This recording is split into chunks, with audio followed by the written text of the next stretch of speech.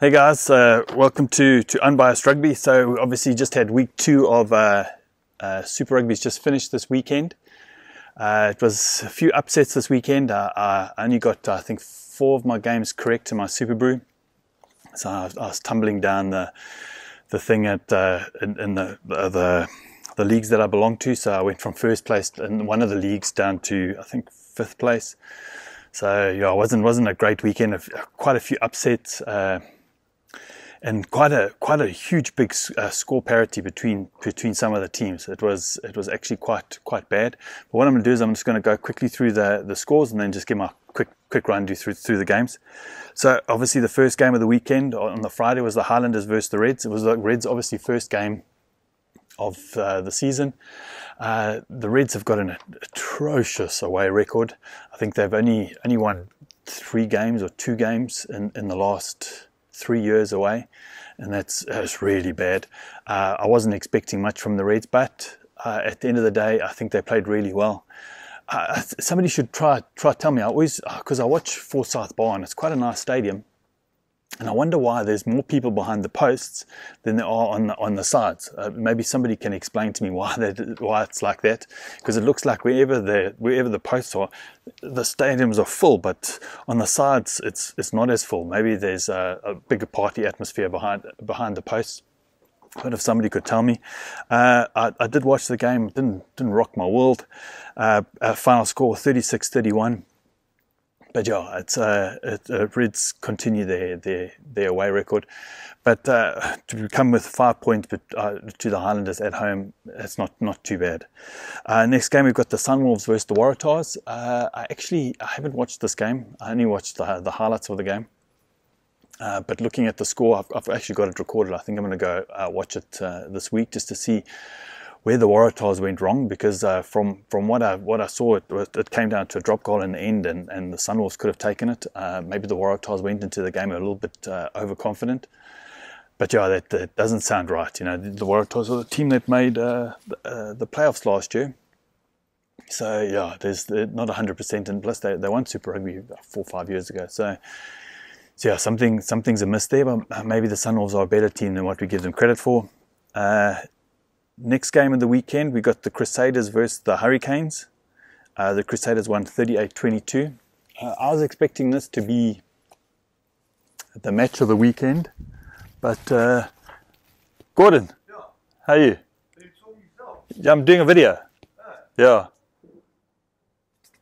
So I'll finish it up and I'll come chat to you. Yeah. So next game we obviously had the Crusaders versus the Hurricanes. Crusaders 38, Hurricanes 22.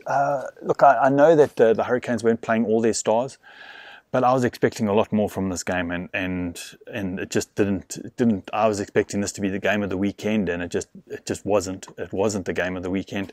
I just felt that the Hurricanes were completely outplayed. I think they only started playing from about the 60th minute, and yeah, it was absolutely atrocious.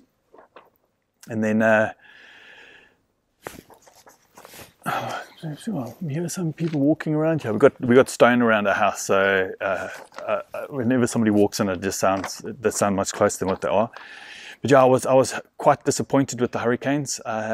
Look, let's be honest. The way the Crusaders are playing at the moment, I just feel that they're probably going to make another final this year. But yeah, they were completely outplayed in every aspect. Scott Barrett had an exceptional game. Yeah, it's just that Crusaders outfit it's just so good. And you know, the Hurricanes are a good team. You know, I've always rated them as a team, and you always worry about them. But I don't know, they just seem to have started the season very, very slow. And but yeah, I was. Just as I was impressed with the Crusaders' performance, I was very, very disappointed with the Hurricanes. I just know that they're a better team, and I think they know that they're a better team. And I know they denied the bonus point, but they didn't get a bonus point themselves. So if you're going to lose away from home, you still got to try to get the bonus point, and you still got to try to be competitive. Maybe they're trying to save their players for later on in the year, but no, I wasn't very, very impressed. But try to be positive. It is still early in the season. They were resting their big players, so yeah, it may be a ploy that they get to use those players later in the year, and the Crusaders won't. Next game of the weekend, we got the Brumbies versus the Chiefs. What can I say about this game? Because the score is 54-17 to the Brumbies, and yeah, that's absolutely atrocious. Because if I look at the Chiefs, and they've got some serious X factor players: Anton Leonard-Brown, Brody Retallick, Damien McKenzie. You know, these are world class players in their positions. These guys are full All Blacks, and the Brumbies made them look ordinary. And I'd put them in my Super Rugby that they'd win quite comfortably, but yeah, it's absolutely an atrocious start to the season. I think the point differential with the Chiefs is -40, so it makes them bottom of the log. They literally are in 15th spot, you know, behind the Sunwolves and the Blues. So yeah, I'm well not impressed with the Chiefs' improvement, but I'm not going to take anything away from the Brumbies.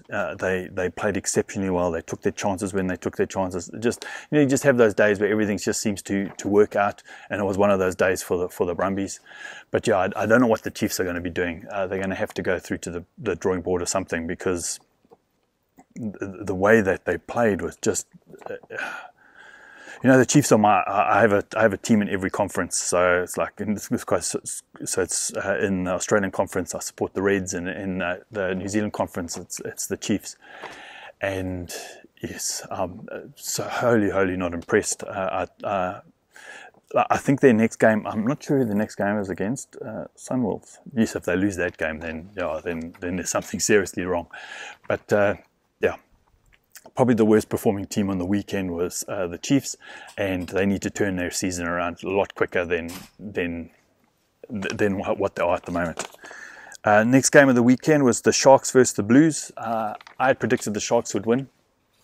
We used to live in Durban, and the game was at 3 o'clock in the afternoon, and summer in Durban at 3 o'clock in the afternoon is probably the most uncomfortable you'll ever feel in your entire life. You know, it's generally 30 degrees Celsius, which doesn't sound like a lot, but it's normally 100% humidity, and I remember we used to try and mow the lawn down there in Durban, and it kills you. That weather absolutely, it sucks the life out of you, and to try play a game at that time is just, it's unbearable, and you could see the Blues were uncomfortable.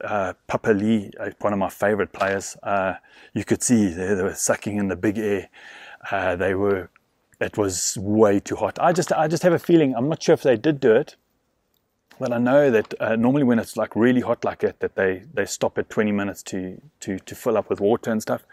And maybe for like the really hot games, it's going to just have to be like that, because you know, these guys, it's still the end of summer. You know, it's still going to be hot, and a 3 o'clock game in Durban is unbearable. And yeah, that's all I can say about that. But at the end of the day, the Sharks let the Blues back into that game near the end. The interception try was going against the grain, because the Blues were playing really well at that point, but the Sharks were just... One thing I did notice about the South African sides this week was the amount of penalties and handling errors. You know, we were so impressed with last weekend's performance with the handling errors and things like that were quite low, and this week it was quite high across the board, and so yeah, that's one thing I can't pick up, but there's one thing that you can fix very, very quickly, and that's your discipline. And yeah, I just sure the Sharks will do it. But you know, Sharks are sitting top of the log. They got 5 bonus point victories, but this is against the Sunwolves and the Blues. So yeah, let's see. If I still have a feeling the Sharks are going to do really well come the end of the season. Next game was the Stormers versus the Lions. I actually only caught the end of this game. The Stormers, it was a must-win game for the Stormers, but I was watching the end and I just felt like the Lions were just doing penalty after penalty after penalty after penalty, exactly the same scenario as the Sharks game. Just too many penalties, and penalties are things that you can control. So yeah, I felt at the end, I thought Malcolm Marx was over the ball. I thought he had every right to the ball, but in saying that, you know, you can't blame one moment in the game for losing the game. The the Lions let the Stormers back into that game, and the Stormers won. They won fair and square on the day, and if one call was wrong, it was wrong. You know, the Lions should have scored another try or another conversion. So I never want to look at a game. And the game is 80 minutes. It's not one moment. So 6 seconds, literally 6 seconds.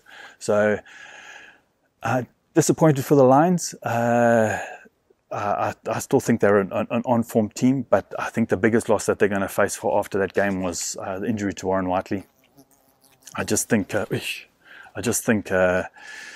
Lions are a much better team under Warren Whiteley than without him. I think they're very, very rudderless without Warren Whiteley there. You could see it last year or the end of the previous year.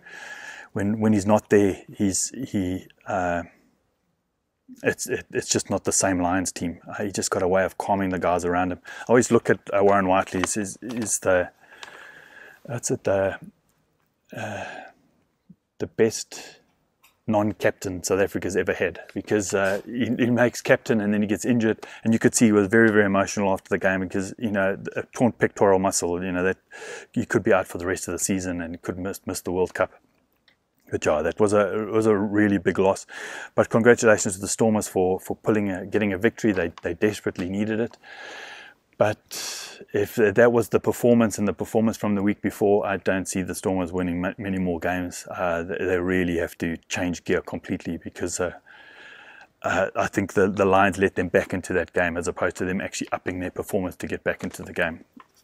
The last game of the weekend, we got the Jaguares versus the Bulls playing in Argentina. I predicted the Bulls to win, but the Jaguares won 27-12. Classic example of the Bulls not being able to play away from home. They just cannot get a victory away from home, and it's been constant. You know, yes, you can have a great record at Loftus, which is a great stadium to play in front of, a great crowd. You know, everything's in your favour, but you have to start learning about to winning playing away. Also, you've also got to come up with a plan B when it's not dry underfoot. You know, the Bulls are an absolutely amazing team when it's dry underfoot, when it's fast grass and the kickings to the corner and it's just a high altitude. You know, they're an amazing team. But when it's wet and you cannot play that kind of expansive game that they're trying to play, you know, there's long passes that they were trying to pull off. You know, you're talking a wet ball, you're going to end up having handling errors. You know, like Nick Mallett said on the Sunday, he said, you know, you got to go back to 10-man rugby. You know, especially those kind of conditions. And they had their chances. I just don't think they were up for the game. But yeah, I'm not saying that the Jaguares were any better. I'm just saying that they were the much better team on the day, and they did deserve their victory. But overall, I enjoyed the weekend of rugby. I felt there was a few more handling errors this weekend than the previous weekend. Last weekend it was just like a perfect storm. It was great, you know, beautiful rugby, very, very few mistakes. And this week it just seemed like there were a lot more penalties, a lot more handling errors. And I'm hoping that it's just a lull and next week can be back to normal. Listen guys, please put down below what you thought of the games, which games you enjoyed the most. For me, I'm thinking I probably enjoyed the Sharks Blues game for some unknown reason. I thought that was a really dominant display from the Sharks. But put down the teams that you thought, the games that you thought, and a bit of areas of concern that you think maybe for the Chiefs, or what the Chiefs need to do to actually turn their season around. Listen, guys, have a great week. Chat soon. Bye.